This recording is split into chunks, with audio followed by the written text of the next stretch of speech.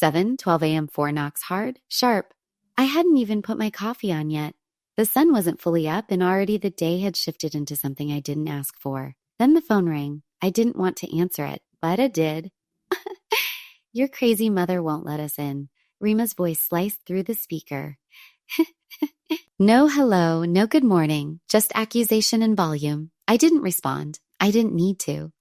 I looked through the upstairs window tucked just behind the curtain, and there they were, Rima, Hugo, and the kids. 4 of them lined up like luggage, pajamas, tangled hair, a sippy cup on the porch step. 2 large suitcases and a stack of plastic bags. No car in sight, which meant they planned to stay. They hadn't called last night. No warning. No how are you feeling.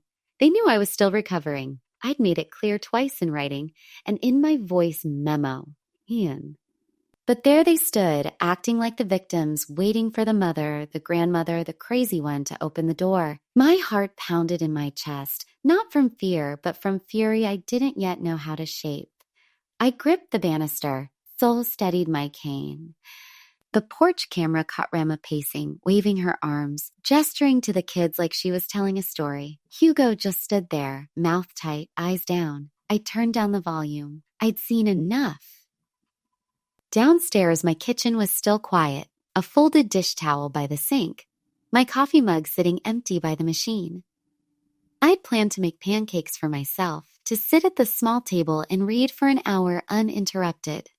Instead, I stood still for a moment longer, listening to Rima raise her voice again to someone on speaker. She knew we were coming. No, I didn't, but I knew now they were here for themselves, not for me. Never for me. I filled the kettle with water and placed it on the stove. The knocks kept coming. Tatanen, Kalazatis, but they weren't mine to answer. Tomorrow they'd say I overreacted, that I should have let them in, that it wasn't a big deal. But today, I picked up my mug and reached for the jar of coffee grounds. 3 weeks ago, I sat on this same couch wrapped in a blanket, still shaky from anesthesia. My gallbladder had been removed 2 days earlier. They'd warned me recovery wouldn't be easy at my age. They were right. Every step hurt. Every breath pulled something. I'd recorded the voice memo in one long, careful breath because even talking wore me out back then. Hugo, I had said, pausing between sentences, I'm home now. The surgery went fine, but I'm not moving around much. I'll need at least a month of real rest. No guests, no pickups, no favors. I just need space for a while. He replied 10 minutes later, a text. Of course, Mom. Rest easy. No questions, no offers, no real concern. Rima didn't respond, but the message showed read. I remember watching the notification pop up. I waited foolishly for a follow-up, some acknowledgement. Nothing came. A week later, I sent a second message shorter. Just a reminder I won't be available to help this month. Hope the kids are enjoying their break.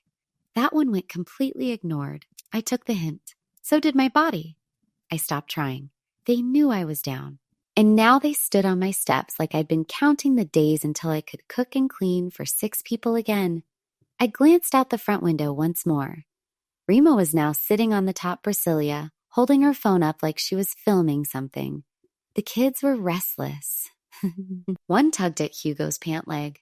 Another laid down across the suitcase. I didn't feel pity. I felt watched, cornered. They weren't stranded. They were staging something. I opened my phone, scrolled to the message thread with Hugo, and read it again. Rest easy. Then why didn't you? Then why didn't you? I locked the screen and turned the kettle off just before it boiled. The last thing I needed was more noise. Not when I already knew this wasn't about miscommunication. It was about disregard, about walking over the line and expecting me to pretend it wasn't drawn. And I had drawn it. The next morning, I made it permanent. It was Carla who told me. She didn't mean to stir anything. She was just out for her evening walk, holding that ridiculous orange leash attached to her yappy terrier. I was watering the potted fern near my porch, pretending I still had energy for small chores. She stopped to chat like she always does and tilted her head toward me. Hey, saw your son's house got some new folks in it. Young couple. Beach chairs, wine crates, real summery vibe. They Airbnb again. I froze. Beach chairs, I asked. She nodded. Moved in yesterday afternoon. Big white SUV Washington plates? You didn't know. I shook my head, but I smiled like it wasn't news that sliced something open in my chest. I waited for her to walk off before I went inside, set the watering can down, closed the door. Then I stood in the entryway, staring at the front door, my hand hovering over the deadbolt. They didn't just show up. They didn't forget to plan. They had a plan. This was the plan. Rent their 8, booze for 2 months, pocket the money, send the kids to me. No sitter costs no food bills, no chaos on their dime. Just dump everything onto me and call it family. And call it family. They'd done it before. Not this blatantly, but enough times. When Rima wanted to reset her energy, I kept the kids for 9 straight days. And to say, when Hugo took that conference in Denver, I rearranged a dentist appointment I'd waited 6 months for just to cover his gap. It wasn't new, but it was always painted as last-minute emergency, unavoidable. Now I saw it clearly. It was never last minute. It was premeditated, scented. And I had been too tired, too loyal, too afraid of being called difficult to ever name it for what it was. Not this time. I walked away from the front door and down the hall. The kids were still outside tugging at each other. Rima was now sitting with her arms crossed, scrolling her phone like she was the one being inconvenienced. I opened the drawer in the hall. Not for them, for me. It was a Friday afternoon. I'd pushed through a headache and an aching hip just to make it out the door. The store was crowded and the bags felt heavier than usual, but I'd still filled them with the things they liked. Eggs, milk, cereal bars, fruit snacks shaped like dinosaurs, not bears. Rema opened the door, took the bags from my hand without looking up, and walked straight to the kitchen. Next time, she said, sifting through the bag, get the kind the kids actually eat. That was it. No, thank you. No, how are you healing? Not even a glance to see if I was standing upright or wincing through the pinched nerve that had been bothering me for days. I sat on the edge of their couch while the kids ran past, not one of them stopping to say hello. Hugo was upstairs on a work call. Apparently, Rima didn't offer me coffee or water. I watched her unpack the groceries in silence, acting like I'd sent a faulty delivery service. I left after 15 minutes, told her I had a follow-up appointment, which was a lie. I just couldn't sit there any longer. That night, I couldn't sleep. Not from pain, but from that whisper. They thought I didn't hear it. Rima on the phone. Low voice in the hallway door cracked open. She should be grateful we even visit. Grateful.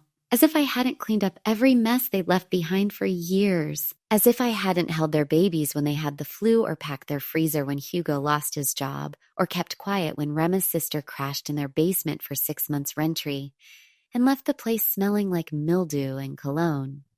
Yen cologne. That word grateful sank into my chest like a nail. The next morning, I called Ray the locksmith I'd used years ago when my old shed had been broken into.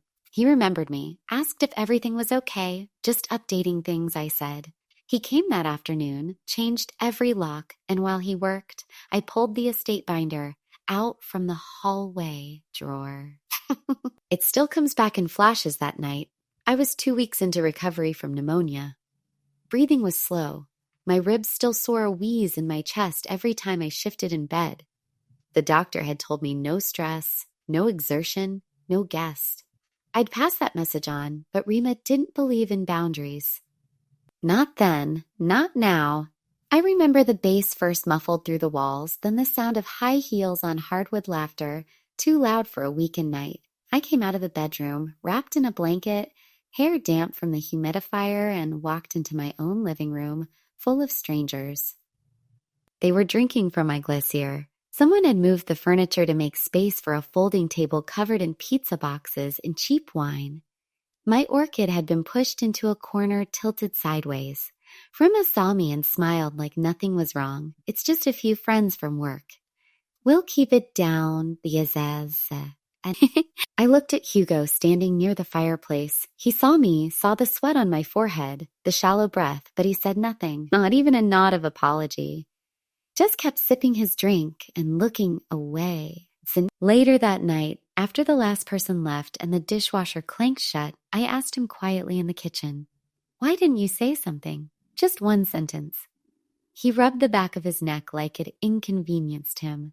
The binder had been there for years. A sturdy black zip-up with tab dividers and laminated sheets. Something I put together after Frank died when I realized I didn't want to leave anyone guessing. It held everything the deed, insurance, bank statements, will, medical, directives. So I opened it slowly, flipping past the sections I hadn't needed to look at in a while. My handwriting stared back at me, neat and steady. It felt strange reading my own words now that they were outdated. I found the tab labeled beneficiaries. Hugo's name was still there in pen. Rima's too listed as guardian to the funds for the kids. Back then I thought I was doing the right thing, keeping it all in the family, keeping it simple. I believed that love, even tired love, meant safety. I pulled out the correction tape and began erasing. First Hugo, then Re-Ama, then the clause, giving them access to manage the college fund. I replaced them with my niece Lyra. She wasn't close, but she checked in once a month, sent cards, never asked for anything but time. I removed Hugo's name from the medical power of attorney and replaced it with my neighbor Martia, who'd driven me to the hospital last February when the coughing wouldn't stop. Then I rewrote the final clause of the will, just one sentence. Those who dishonor my boundaries do not inherit from them. No anger, no dramatics, just clarity. I didn't text Hugo, didn't email him, didn't hint at anything. If he noticed, it would be through the absence of access of power of entitlement. It felt quiet when I zipped the binder closed, not triumphant, just clean. I placed it back in the drawer and locked it, not because I was afraid, but because I was done explaining the choices I had every right to make outside. I could still hear the muffled sound of Re-Ama's voice through the porch. Her tone was sharper now. Fussipper. She was probably calling someone trying to build a story where she looked like the one being wronged. The neighborhood would hear it. So would I. Don't make drama around her. It's just a party. Just a party in a house I bought while I was sick and invisible. Solid. That was the night I started locking my bedroom door. I told myself it was just for peace of mind. But deep down, I knew something had cracked. A layer of safety I'd always offered had been scraped off. That was also the first time I thought about what it might look like to take my name off the emergency contacts to start reclaiming things that had quietly been signed away without permission. I didn't do it then, but the thought lived. Now, years later, it was finally time to act. The binder sat open on the table beside me. By noon, it had become a spectacle. Rima's voice carried straight down the street. I didn't have to open the blinds to know it. She wanted it heard. That was the whole point. Your mother is literally crazy. We're out here with 4 kids. She changed the locks without telling us. Each sentence was louder than the last, as if volume could rewrite the facts. From the living room, I could hear the low crunch of strollers and sandals as neighbors passed by. They slowed, of course. They always do when they smelled drama. A couple of them lingered near the sidewalk. One woman even crossed the street pretending to check her mailbox just to get a better look. One of the kids sat on the top step, tears streaming down her cheeks, nose running into her sleeve. No one wiped it. Rema was too busy pacing with her phone to her ear. The middle child had taken a piece of blue chalk and was drawing something erratic across my walkway. Long smears that would take hours to hose off if I ever chose to care again. Maybe I wouldn't. Rema called Hugo again, her voice thick with mock outrage. Tell her we're not leaving, as if that would change anything. I could picture him on the other end of the line, standing in a work hallway somewhere, too embarrassed to admit he knew this would happen, too weak to stop it. Too weak to stop it. Too practiced at letting Re-Ama lead and then apologizing for the mess. I didn't open the door. I didn't peek through the curtains. I poured my second cup of coffee, stirred it slowly, and sat back down in the chair by the window where I couldn't be seen. The volume on my phone was off, but I saw the text come through. It was from Hugo. "What are you doing, Mom? This looks insane." I let the message sit because I wasn't doing anything. That was the point. I opened my notebook and wrote one line at the top of a clean page. I warned them. They planned this. They wanted the performance, and I was letting them have it without me. The call came just after 9. I was still in the living room, lights low, coffee long gone. I let it ring twice before answering. Mom, what are you doing? Hugo's voice was tight, already defensive. You're embarrassing us. I didn't flinch. So did you when you lied. He exhaled sharply like he didn't expect me to say it out loud. We just needed help. No, you needed me to disappear behind the help. To cook, to clean, to babysit for free in silence. There was a pause. There was a pause. I imagined him rubbing his temple like he always did when words didn't land the way he wanted. You're really not going to open the door. I stood up and walked to the front hallway. I looked at the deadbolt. I had opened that door too many times before. Opened it to excuses, to late-night drop-offs, to last-minute crises that weren't mine to solve. I did for 40 years. I'm done now. He didn't respond right away. I could hear muffled noise in the background. Kids fussing, Rima talking to someone else. Mom, you can't just cut us off. This is family. Then act like it. Another silence. Not a shocked one, just the kind where guilt doesn't know where to go. So what happens now? He asked like this was a standoff instead of a pattern breaking. You go home. You parent. Your kids. You stop using me as the plan B you never admit to making. He didn't argue. Didn't agree. Just hung up. I stood there a moment longer, hand still holding the phone to my ear even after the line went dead. The silence didn't feel cold. It felt honest. I slid the phone into my robe pocket and walked back into the kitchen. I rinsed out my mug and placed it upside down on the drying rack. Then I opened the drawer where the financial statements were kept and pulled out the tuition paperwork, the last thing they assumed I'd always cover. The email came in the morning, subject line, cold and factual notice of financial reallocation. Maplewood Academy.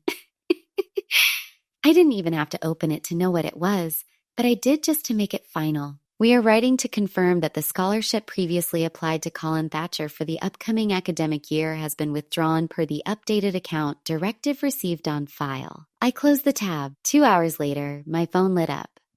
Rima, I let it ring almost to the end, then answered, You said you'd cover it, she snapped. No greeting, no attempt at pretending this was anything but transactional. I did, I said calmly, until you turned me into staff. Don't make this about pride. You're punishing the kids. No, I'm protecting myself. You should try it sometime. She scoffed like she'd just been insulted by someone beneath her. You're being spiteful and you're being exposed. There's a difference. I could hear her pacing, one of the kids crying in the background. Do you know how hard this makes everything? She said. I do, he said. I do. That's why I didn't want to be part of it. It's not fair to take it out on them. I almost laughed. And it was fair to rent out your house and dump them on my porch like a summer camp. You didn't ask. You assumed. That's the difference. She didn't answer. Not right away. That's the part that always hits people hardest. The moment you stop defending the silence they expected from you. I waited 3 full seconds, then hung up. Not with a bang, just a clean click. No follow-up. No let me know if you change your mind. That door had already closed, locked. Sealed with a deadbolt of their own choices. I stood by the table where the binder still sat. I slid the tuition folder back into its sleeve and zipped it shut. Then I reached for the second envelope, the one with the house deed addendum, the part no one remembered I still had control over.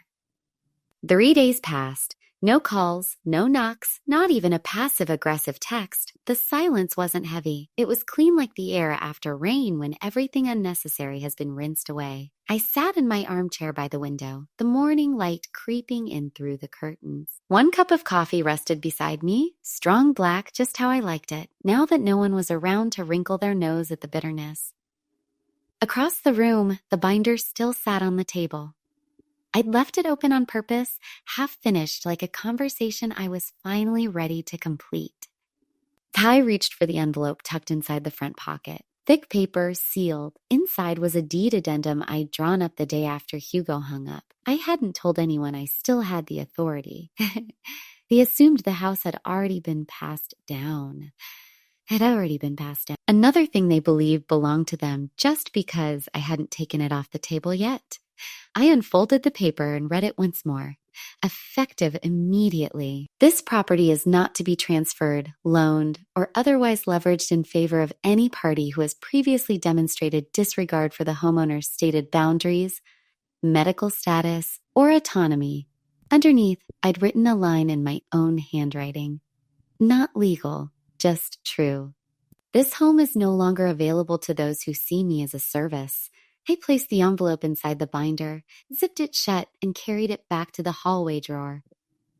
As the metal lock clicked closed, I felt something I hadn't felt in a long time, relief that didn't require anyone's permission.